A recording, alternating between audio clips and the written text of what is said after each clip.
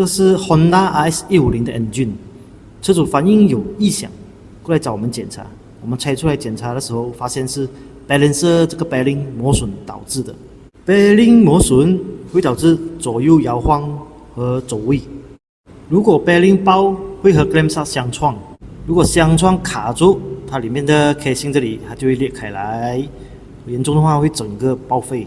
所以车主及时发现异响，过来找我们检查。piston 第3条链也是卡死了，不过也用够本了啦。车主这辆已经跑了11 km， 也是赚回来了。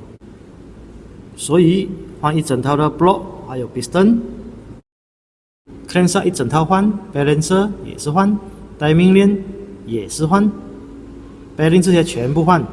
至于这个 glove 完洗干净装回去就可以了，一次性搞定。